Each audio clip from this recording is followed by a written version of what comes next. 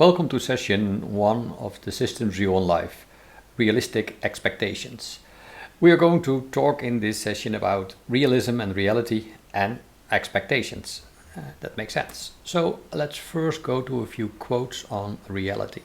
The first one is from Ayn Rand. We can ignore reality, but we cannot ignore the consequences of ignoring reality. So if you eat unhealthy, you become ill at some point in time. If you don't water your plants, they die. If you neglect your friendships, well, you lose your friendships. Yeah. So you can ignore reality for a while, but you're always confronted with the consequences. Reality doesn't really listen to you. It confronts you with it all the time. So you'd better listen to it. Reality is that which, when you stop believing in it, doesn't go away. That is Philip K. Dick. He was a science fiction writer. What he is basically saying is that are things that are not really part of reality, that we make into existence by believing in it. And reality is whatever is left when you stop believing in it. So a typical example is money. So money gets its value because we believe it has value, and otherwise it's just paper. The same with a country. We lost the whole country in 1991, the Soviet Union, because people stopped believing in it. Yeah. And the land was still there, of course, but the country not. Same with a friendship. If you stop believing in a friendship, the person is still there, but the friendship, of course, isn't. Then Albert Einstein. Reality is merely an illusion, albeit a very persistent one.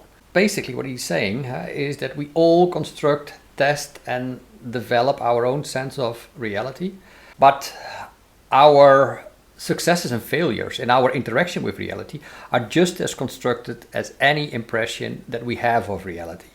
So it's a complicated thing, but we create our image of reality, and there is an external reality, probably, but that is not what we really interact with, in all fairness. Expectations. Confucius said something about expectations, namely, the expectations of life depend upon diligence. The mechanic that should perfect his work must first sharpen his tools. So basically, you have to develop your effectiveness in dealing with the world. It doesn't come easily. You have to perform quite a lot of work, actually. Leonardo da Vinci, another one. Experience never errs. It is only your expectations that err by promising themselves effects such that are not caused by your experiments. So what he's basically saying is that every interaction with reality is like an experiment, and reality simply does whatever it does, completely uncaring about what you expect. No one is listening. Richard Feynman, I like this one. It doesn't matter how beautiful your theory is. It doesn't matter how smart you are. If it doesn't agree with experiment, it is wrong. And this can easily be generalized. And it becomes something like, it doesn't matter how much you believe your beliefs, whenever they conflict with reality, reality will prove you wrong, eventually. And maybe not directly, but eventually money will return to paper, for example. Realistic expectations versus unrealistic expectations. That's actually really, really important. The brothers White had realistic expectations about their aircraft after a lot of work, and they gained control over their own destiny by developing something really wonderful and then in part reaping the benefits from it. The person below is probably half forgotten by history. Well, you can imagine how it ends.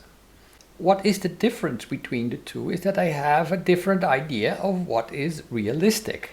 And that has to do with what we call a worldview. And what is a worldview? That is basically all that is taken for true as a basis for interaction with the world or with reality. And this doesn't hold for humans only. This holds for everything that is life. Everything that is alive thinks at some moment, I am hungry, that is a belief, and I can eat this, that is also a belief. And then it is going to test this belief by eating it. And then the end result is that it either dies because of poisoning or it lives because it made the proper choice. Yeah, so even at that level, we have a test of a worldview in pretty much every action that we do. So it is super important to create a worldview that is realistic as possible. We can actually use the realism of worldviews as a kind of definition. So let's see how it looks like. So if you have a realistic worldview, then per definition your plans work out. Whatever you tried in the world will typically work out. The outcome is that your problems are solved or avoided, and you live then not in a world of problems but in a world of opportunities. But if there are unrealistic aspects, then your plans will never be fully realized. You create as many problems as you solve, and you live in a world of both problems and opportunities. It can still be a pretty nice world, but it's definitely, in part, you created your own problems. And the worst thing, of course, is that if you have unrealistic worldviews, then your plans fail consistently. You create your own problems or make them worse, and hence you live in a world of problems. So in terms of well-being, if your ideas about the world are realistic, then, well, it's pretty easy to be happy, to self-actualize, to develop yourself. When that is not the case, you live in a world that is more so-so or really so-so and less rewarding, and you might ask, well, yeah, is this it? And you're in a really bad shape probably, with unrealistic worldviews that lead to languishing, mental health issues, and things like this. And notice that this is actually a pretty harsh statement of me. I say that mental health issues, on the basis of logic, are having to do with an unrealistic worldview. Well, that's not a very kind thing to say, but logically it makes sense given this definition of realistic. And realistic means that your plans fail consistently. So eventually your body, your brainstem, your mind is in part very unhappy with your interaction with the world. So we try to avoid that, and we have a very, very clear preference. We want to go towards happiness, self-actualization, development, those kind of things. And that entails also that we have to go to a realistic worldview. And that is actually a nice thing, a good thing. But we don't do that all. So many people live in a world of problems, and probably our world is in a world of problems. And what we define as a coping trap is a situation where your solutions to problems lead to more problems or new problems that need new solutions that lead to more or new problems, etc., etc., etc. And then you roll over your problems constantly. And you never escape your problem solving. And hence you live in a world of problems. Alternatively, you can define something like adequacy. And adequacy then is the ability or skill to solve daily problems quickly and effectively, and to avoid most problems altogether. Then you live in a world of opportunities, because problems they are there, but they are not dominant because you solve them easily. And notice, by the way, that the British word to adult means being able to deal with daily responsibilities. So this is half of adequacy, the ability or skill to solve daily problems quickly and effectively.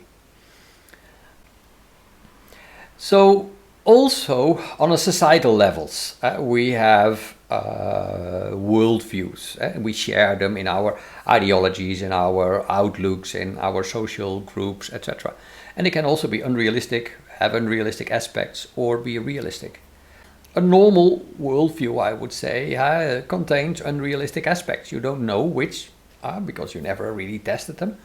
But that leads to a society that avoids few problems, but is pretty good in problem solving. I think that is something that fits with our society fairly well.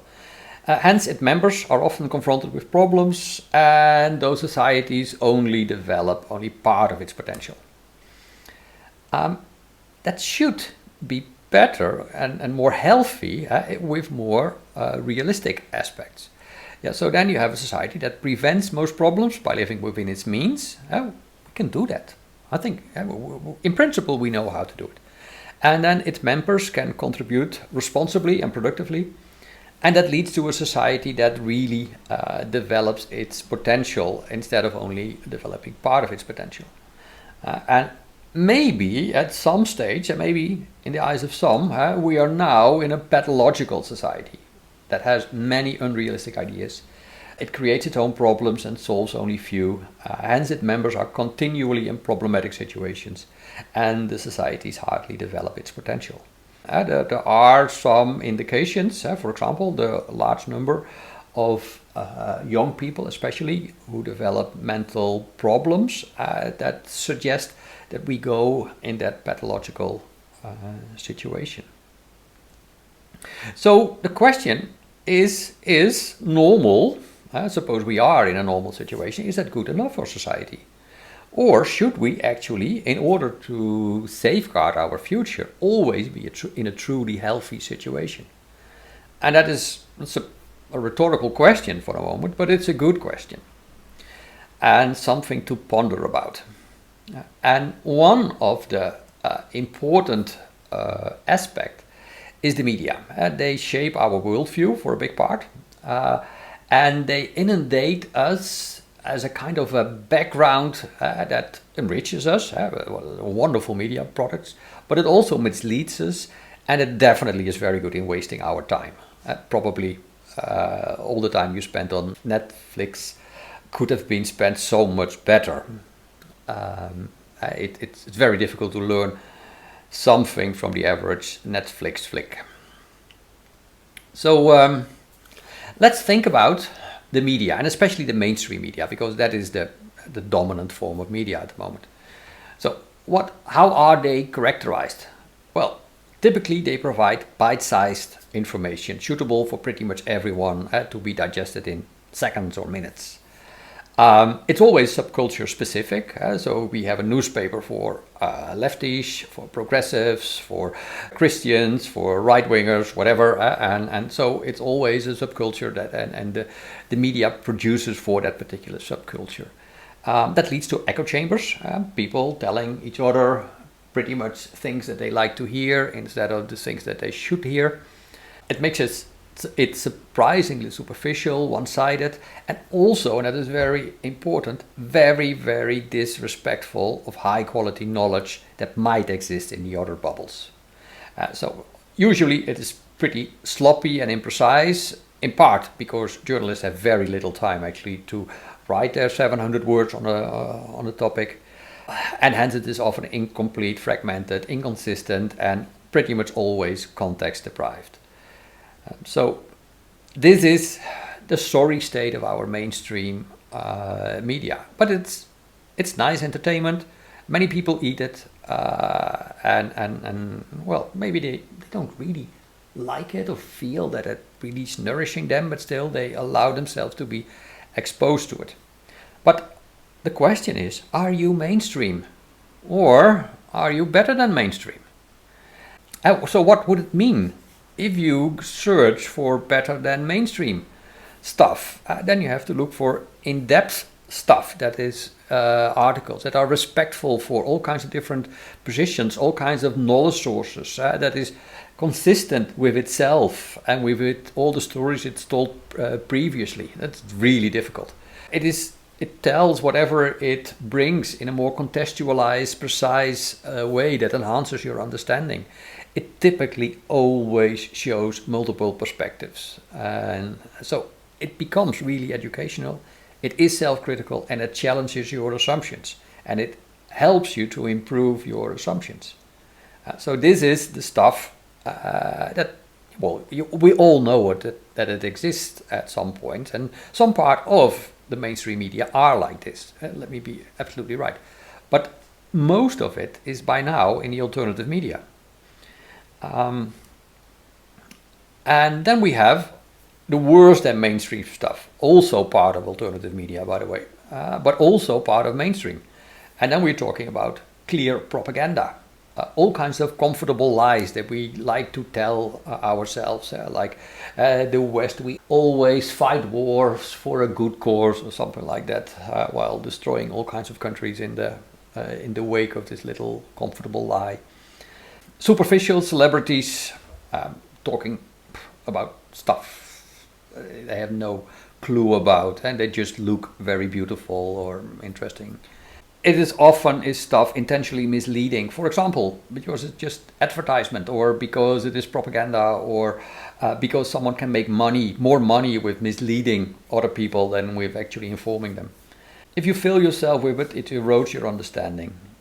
It leads to gaslighting. I'm not sure if you know the term gaslighting. It's from a movie about someone who wanted to have his wife go mad in order to rob her. And he was constantly convincing her of stuff that wasn't true. So that's gaslighting. It can be plain wrong, self-affirming, also constantly hearing the nice lies that you want to hear. And of course, all kinds of hidden advertisements. It is so easy nowadays to produce a little text that journalists have so little time to produce text that they usually use, or maybe not usually, but often used press release.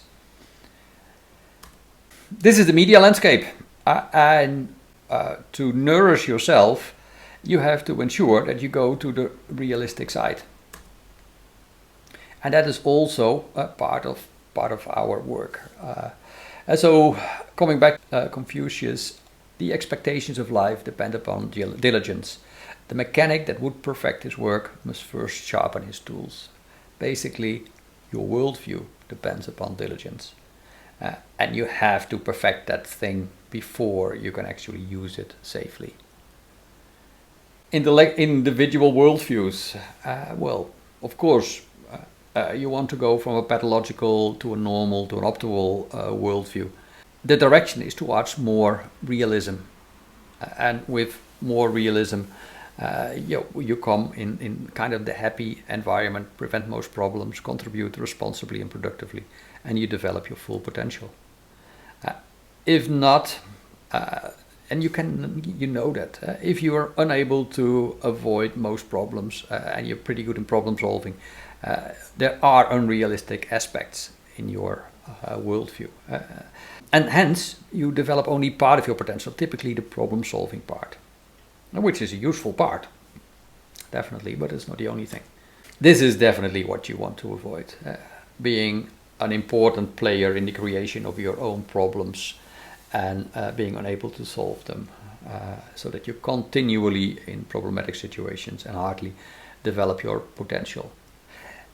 The interesting thing is that you can be part of your life in a really bad situation. If you get out of it, and after a while you typically get out of it, this might be a really great resource for growth. So it's not necessarily that if you are in a pathological situation that it will take you much longer to enter the optimal situation. You're still developing, but you're developing in the problems, and you can kind of skip the normal situation and at least progress pretty quickly towards more optimal situations. So what eventually? Well, realistic worldviews are super important. Your mental model of reality can always be improved, and I think I spent something like 30 years or so making my model of reality more realistic, and it's still a joy actually to do, and I still discover all kinds of suboptimalities, or sometimes I'm plain wrong. Anyway, high realism leads to a structured and predictable world, and in a structured and predictable world your actions lead more or less to predictable outcomes, and hence you can take responsibility. But with low realism, and that is the state where you're still sort of in, most of you at least, then you live in a more or less random and unpredictable world, at least more than if you have higher realism. And if you live in a random and unpredictable world, you cannot take responsibility. You cannot take responsibility for throwing a dice and then having it produce a 3 or a 6 or whatever. And if you can't take responsibility, you have no choice than to follow authorities, people who take responsibility, or at least tell you what to do. And you will also be more often disappointed in yourself with a potential for mental health issues.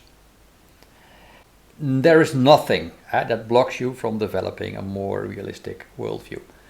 But it is surprisingly difficult in our current society to actually develop yourself kind of optimally. Yeah, so as a society, we might not really go in a proper direction at the moment. But as a kind of summary, you should strive, I should strive to make my worldviews ever more realistic, and so should you. So that was it for this little thing. Thank you for your understanding.